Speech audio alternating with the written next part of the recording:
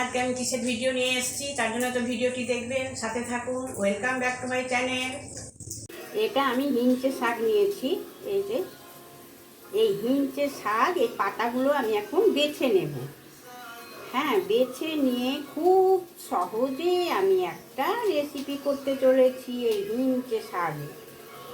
তাহলে দেখতে তো হবেই, সম্পূর্ণ না দেখলে বোঝা যাবে না। খুব ছোট্ট একটা রেসিপি হবে, সামান্য আর দারুণ টেস্টি মুখরোচক এক রেসিপি করতে চলেছি। তাহলে দেখে নেওয়া যাক আমি হিঞ্চে শাকটায় কী করছি। শাকটা বেছে নিয়েছি। হ্যাঁ, বেছে নিয়ে এবার এটা আমি ভালো করে ধুয়ে নিয়ে কুচিয়ে নেব। একদম কুচি কুচি করে কুচিয়ে নেব। এই যে বন্ধুরা, হিঞ্চে শাক আমি এইভাবে কুচিয়ে নিয়েছি। হ্যাঁ, আর এই যে সামান্য একটু ধনেপাতা কুচিয়েছি, আর একটা কাঁচা লঙ্কা কুচিয়ে নিয়েছি। এটা দিয়েই আমি এখন হিঞ্চে শাকের বড়া করব। হ্যাঁ, আর এখানে নিয়েছি আমি বেসন পরিমাণ মতো, এতে যেমন লাগবে। আর নিয়েছি গোটা পোস্তর দানা, একটু আজওয়ান। হ্যাঁ, আর এখানে নিয়েছি কালো জিরে। এতে আমি পরিমাণ মতো নুন দিয়ে দিলাম, আর দিয়ে দিচ্ছি একটু সামান্য হলুদ গুঁড়ো। এতে সামান্য আদা পেস্ট আর লঙ্কা গুঁড়ো এর মধ্যে আমি অ্যাড করে দিচ্ছি।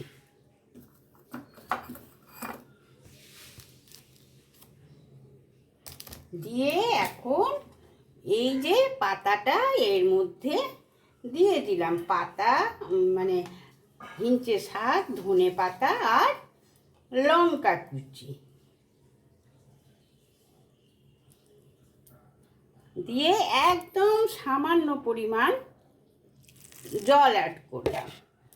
দিয়ে এটাকে এখন ভালো করে মাখিয়ে নেব।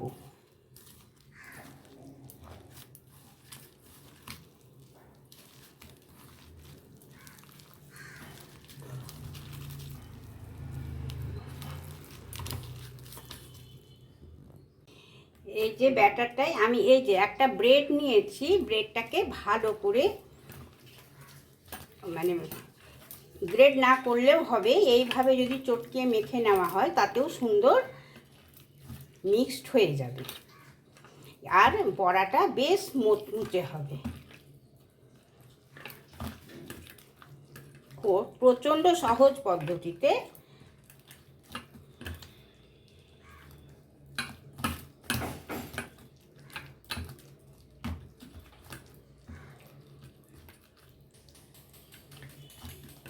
আমি 5-7 মিনিট ঢাকা দিয়ে রেখে দেব, তারপর ভাজবো।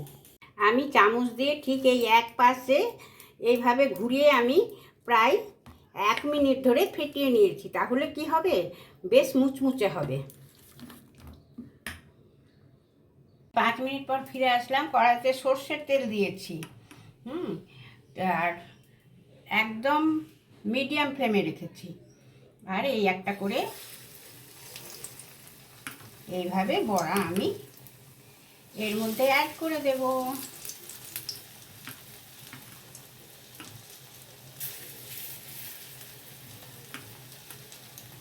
আর প্রচণ্ড উপকারী হিঞ্চে শাক, নানান রকমভাবে করা যায়। আমি আজকে বড়াটাই শেয়ার করছি। এক সাইডটা হয়ে গেছে, আমি পাল্টে দিয়েছি। আর সিম করে ভাজতে গেলে ভেতর পর্যন্ত খুব ভালো করে ভাজা হয়। হ্যাঁ, আর বেশ যদি ফুল ফ্লেমে রাখতে গেলে পরে ওপরটা ভেজে দেওয়া হয়, আর ভেতরটা না কাঁচা থাকে। তার জন্য যে কোনো জিনিস ভাজতে গেলে একটু যদি লো ফ্লেমে ভাজা হয় তাহলে ভাজাটা খুব ভালো হয়। আর কি সুন্দর ফুলছে বন্ধুরা, দেখতে পাচ্ছ তো? বোঝা যাচ্ছে কি সুন্দর ফুলেছে।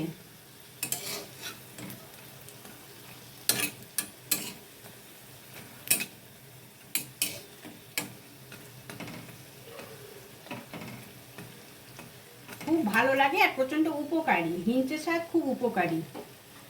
হিঞ্চে শাক ভর্তা, তারপর ঘন্ট সবই হয়। আমি আস্তে আস্তে সব রকম রেসিপিই দেখাবো। ওটা ভেজে তুলে নিয়ে আবার দিয়ে দিলাম। এইভাবে আমি একে একে সবগুলো ভেজে তুলে নেব।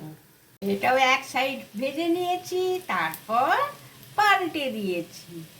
দেখে কেমন লাগছে মনে হচ্ছে না? ইয়াম্মি ইয়াম্মি, মুখরোচক, দারুণ।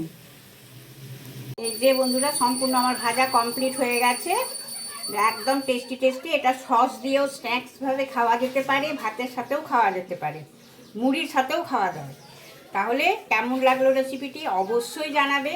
তার সাথে আমি আজকে নিরামিষ দিনের মেনু কি হয়েছে আলপনার রান্নাঘরে সেটাই দেখিয়ে দিচ্ছি। এই যে চুদরি ভাজা, আর এই যে শাকটা তো রেসিপিটাই শেয়ার করলাম, আর হয়েছে এই সাধারণ এক পনির, আর